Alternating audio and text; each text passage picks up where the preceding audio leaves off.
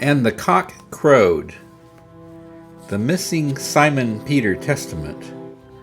Chapter 1. There is a man living in the wilderness who is called Dorcas. Judas leaned toward Peter, his voice hushed and barely audible. He claims to be the Messiah. Dorcas? I've not heard of any such man, Peter said, hiding an inexplicable anxiety. I have, and I've been watching him. Jesus is in great danger. We know of these false Christs. They are plentiful. 3 or more in Jerusalem alone, I am told. One this morning was sitting at the edge of the city. But Peter's uneasiness was growing. With restlessness over the Roman occupation, revolt in the air, it was truly a miracle that Jesus had come and led those with an ear to hear down the road of the learned and the wise, away from violence, away from anger, away from the frustrations and hatreds of a conquered people whose God had turned his head and abandoned them. No other man could have done what Jesus had done. Not just the miracles, the gentleness, the understanding, the knowledge that our foes too are like us, having the same wants, the same needs and fears and desire for there to be order, no violence, no chaos, just to lead a life that is free yet secure and safe. This Dorcas is of a different breed, forceful, electrifying, drawing sizable crowds. The authorities are confusing him for Jesus. The forcefulness of Judas' words cut deeply into Peter's mind, interrupting his thoughts. This cannot be, Peter said, his heart beating heavily. Still, he wondered at why this talk of a false Messiah was bringing such emotion. Listen, the man holds no knowledge. He's a false teacher. But the miracles that come by Jesus' hand are being attributed to him by some in Jerusalem. We must tell Jesus. Wait until the meal is past, then we'll talk some more. Judas' overt concern and protective attitude for the master was not new, but was rather apparent from the very day Judas joined Jesus' inner circle, and seemed both a curse and a blessing.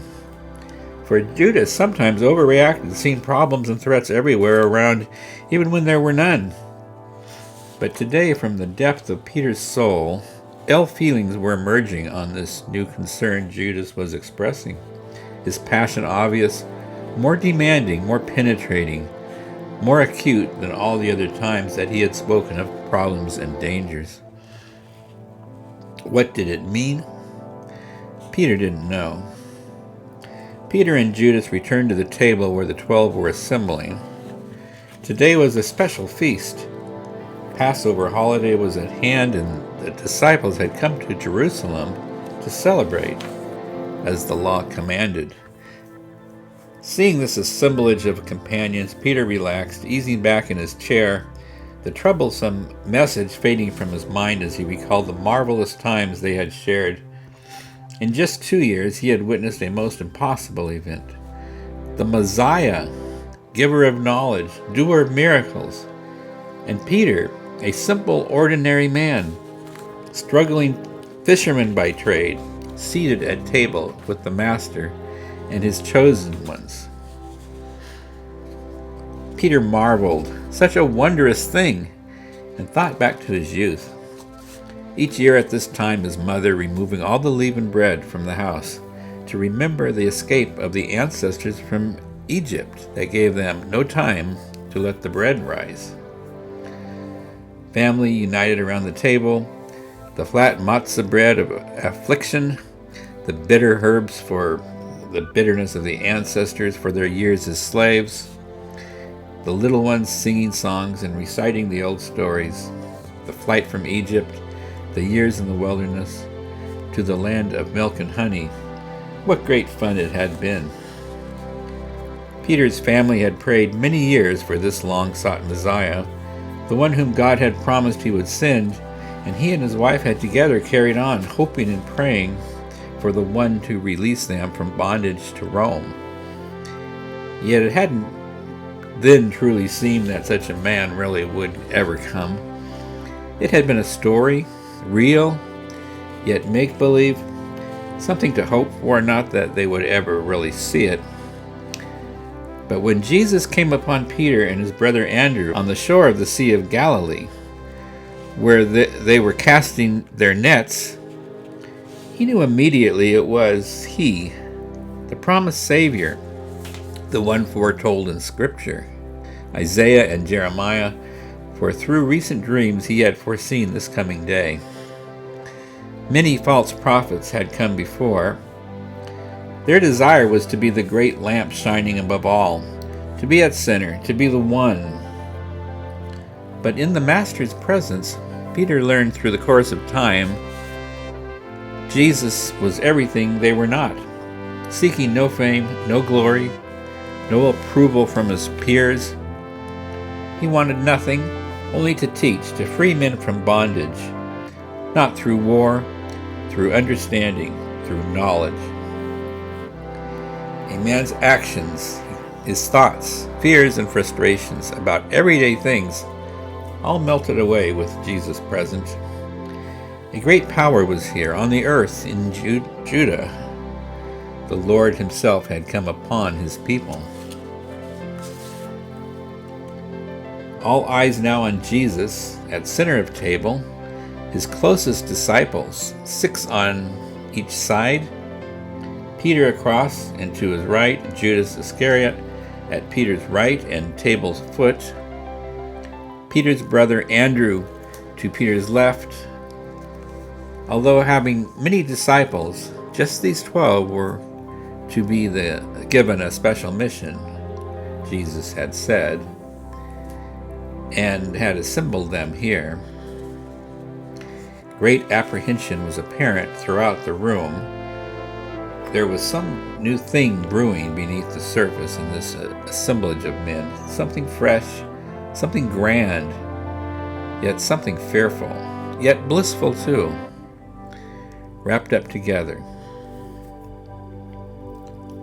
"This is my body," Jesus said, breaking off part of the loaf, splitting it again, handing a piece to James and another to John. Simon the Zealot turned to face Jesus. He looked much younger today than he had before when Peter first saw him. At 32, he seemed more a boy of 20, long, straight, thick black hair, childlike grin, glowing brown eyes that easily penetrated the thick, brawny skins of fishermen, tax collectors, and associated likes of the assembled others.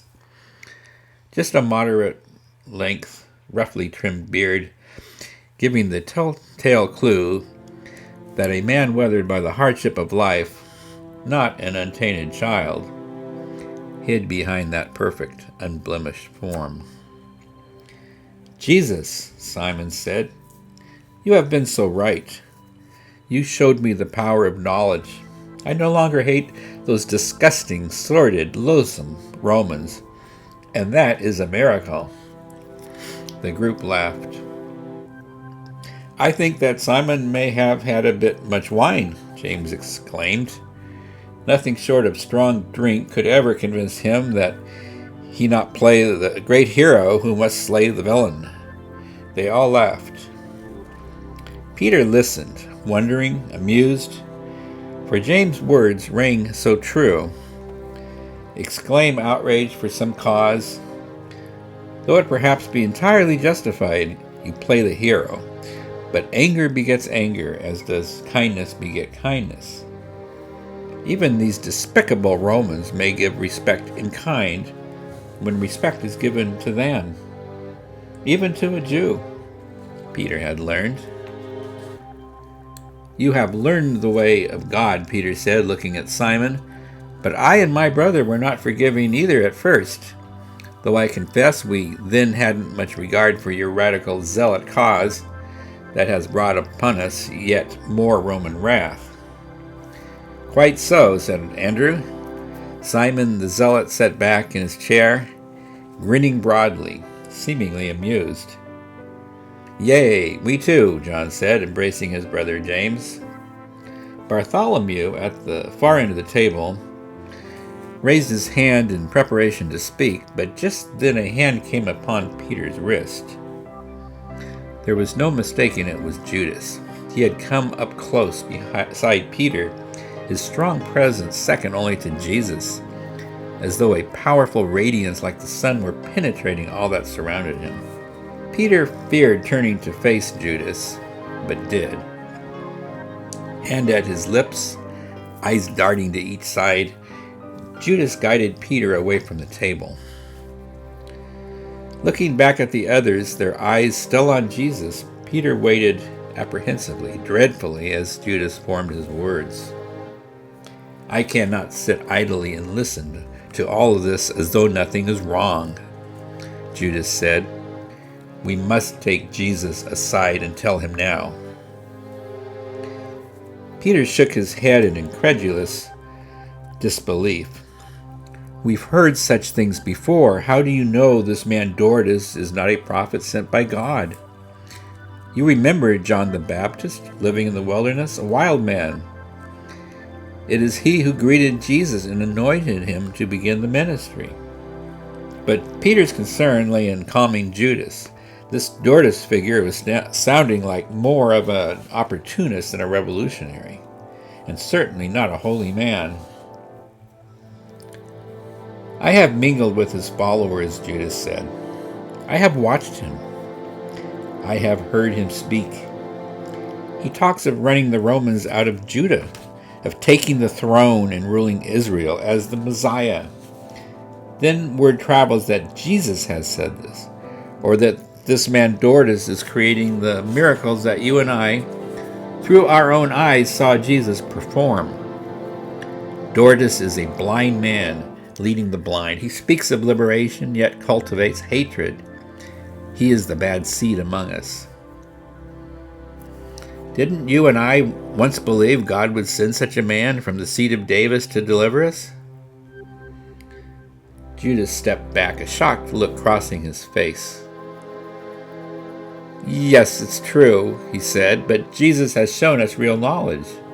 We have put aside the former things. We better understand now. We cannot go back to the blindness of our youth." "Is there really any great issue with this Judas?"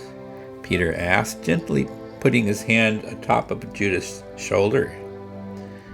"You recall the loaves and the fish, when you said we had not enough food or money to feed all who had come? You recall that, yes? It was a miracle. A single basket feeding all the many, yes, but this Judas, Jesus must be warned, for there is much talk in Jerusalem he knows little about." "I'll talk to Jesus," Peter said, but Peter was feeling uneasy about approaching the Master, for Jesus had often admonished him for worrying over things of the world. In his heart he knew Jesus was in no danger, yet he felt that he must allay Judas' fears, his concern being for Judas, not Jesus. For Judas, although emotional, had been a most faithful friend. "We have but little time. We must tell him now," Judas said, whispering. But Peter raised his hand, for he had no desire for upsetting this day of celebration. "Not now. After the meal." The two went back to the table, Jesus turning toward Peter, seeing their return. Filling 2 glasses. "Take this in remembrance of me," he said, handing wine to Peter and Judas. Peter set his eyes on Judas. Seeing that his eyes were wide, his face filled with anxiety, great sorrow entered Peter's heart. Today should be a happy day, yet for Judas it was clearly not. "We'll talk to him when the time is appropriate," Peter whispered. As the meal was ending, Peter looked at Judas, still at the table's foot. Their eyes met. Seeing Judas' intense look, Peter nodded. They took Jesus to the side. His eyes glancing about the room, Judas whispered, "You are in great danger," his voice raspy, hiding a perceptible grin, a look of sheer peacefulness emanating from the Lord's face. He took Judas' hand, clutching it gently but firm, and the three fell silent for a moment. Eyes darting from Peter to Jesus, opening his mouth yet uttering no words, as though weighing them before utterance. Raising a hand, a signal that it had come time for him to speak, Judas said, "There is a man called Judas who preaches of a Messiah who must die to fulfill the words of the prophets. He is gaining much notoriety in Jerusalem. Some believe he is you. We must leave the city quickly, for you are not safe." Judas' eyes brightened, his face flushing with color, as though a burden had been lifted. Still firmly holding Judas' right hand, Jesus turned and faced him. "Such dramas happen, but they are not ours. Do not focus on the things of this world and the worries within it. Place rather your trust in the self within. Be passers-by." He looked kindly at Peter. "You will watch over your little brother. You will keep him out of trouble?" Peter nodded, anxious but relieved and not surprised. Jesus was always calm when danger seemed present. "Mingling is your enemy," Jesus said. "Do not entangle your thoughts with the world's thoughts. For out of entanglement comes anger, jealousies, frustrations, and all sorts of evils. Wrong thoughts lead to wrong actions. For thought precedes the activity that will necessarily follow." Judas said nothing and seemed distant, as though his head were in some other place. That evening the disciples left the city and went their own ways. Judas followed Peter to the dwelling outside the city walls, over a hill where they were staying. In the garden, Judas again approached Peter, still holding the same worried look. "Jesus is in more danger than he believes," Judas said. "This Judas is a dangerous man. Temple authorities are speaking of blasphemy, and the Romans of insurrection. There is talk of his impending arrest."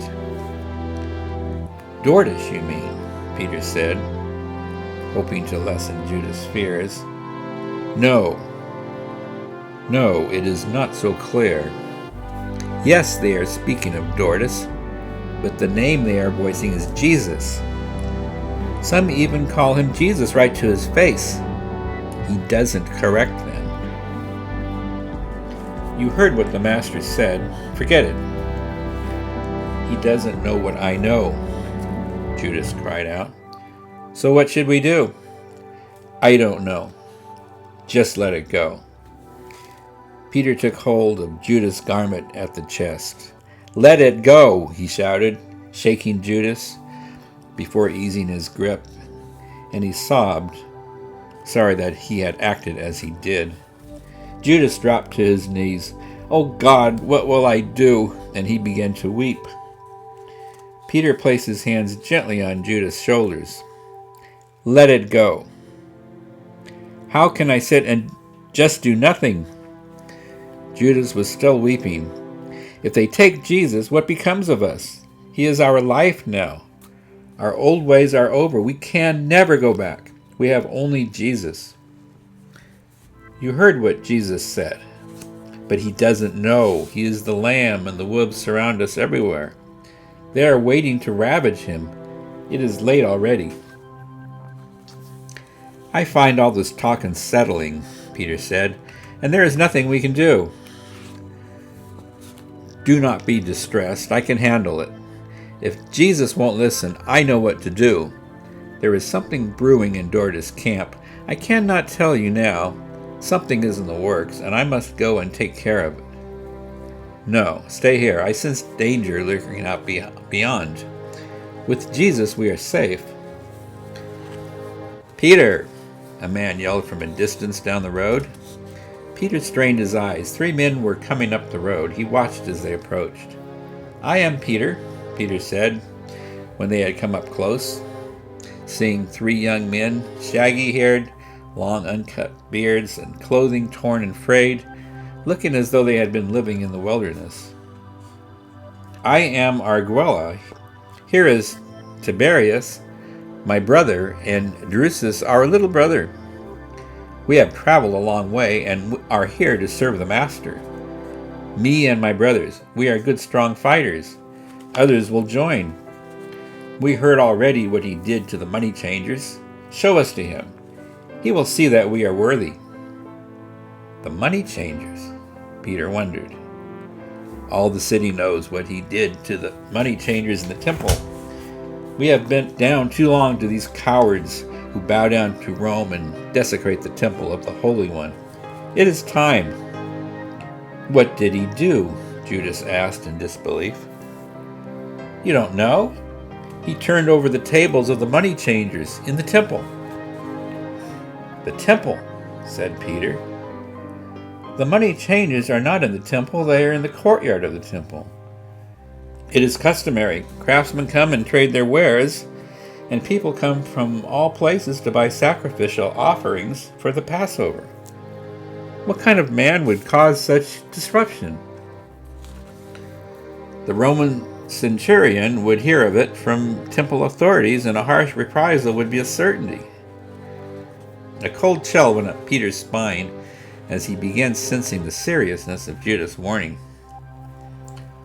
Who is your enemy? Judas asked. Is it Rome, the high priest?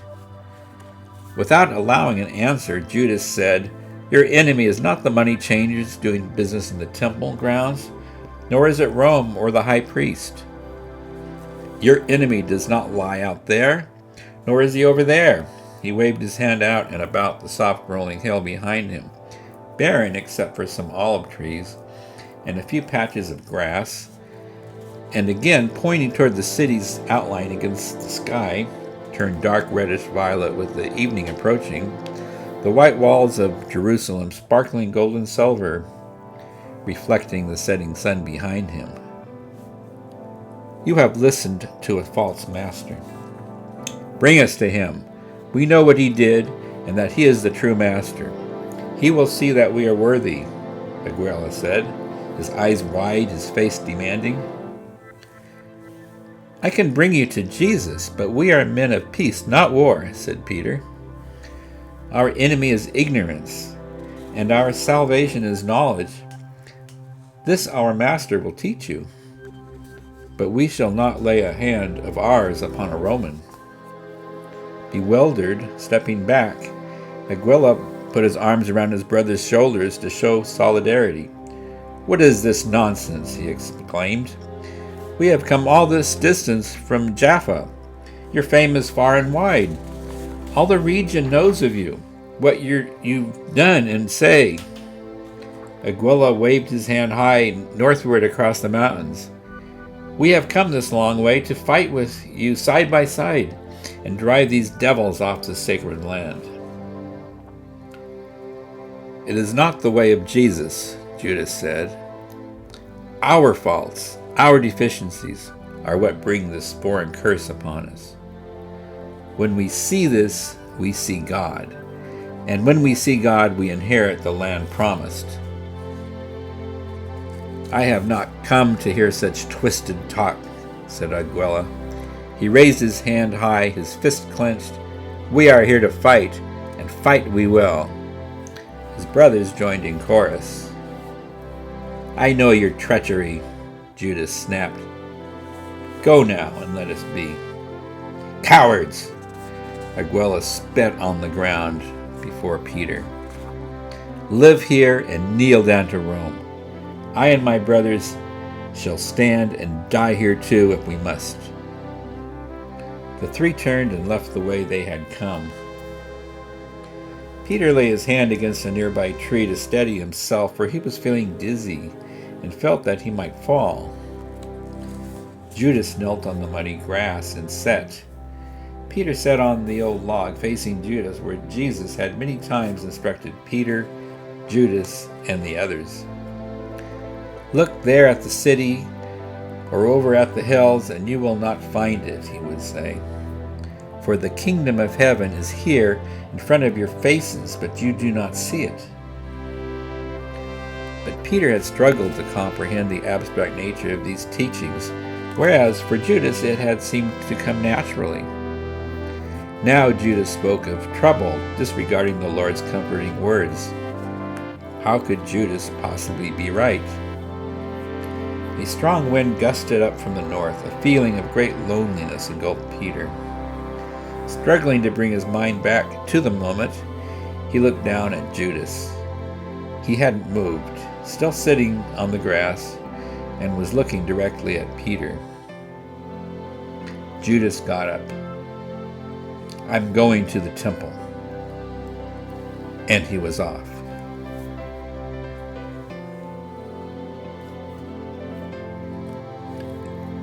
Alone at the house, in the garden, the next day, a man came up the path from the city. Peter recognized him, Joseph, a believer and follower. "Peter," he cried out, "the Messiah was taken and arrested, and he is with the high priest at the temple." "Caiaphas?" "Yes, Caiaphas," Joseph answered. "They have arrested him." "For what?" "I don't know." Peter's first thought was of Judas. He cursed him, and he ran hurriedly to Jerusalem. But along the way he came upon Philip of Lydda, a man he had communed with and knew very well. Philip waved as if wanting to speak. "What have they done?" Peter cried out. "You have heard," Peter answered. "The high priest arrested Jesus. Is it true?" "He was arrested yesterday and was convicted of blasphemy by our laws on that very evening." "This cannot be. Where is he now?" "Caiaphas gave him over to the Roman governor, Pontius Pilate, and he was tried this morning in the early hours." "Tell me, where is he now?" "It is too late. Jesus was executed." "Oh God, it cannot be," Peter exclaimed. Dropping to his knees, he ripped his garments and wept. "He is at Golgotha, the place of the skull. Go quickly, he may not yet be dead."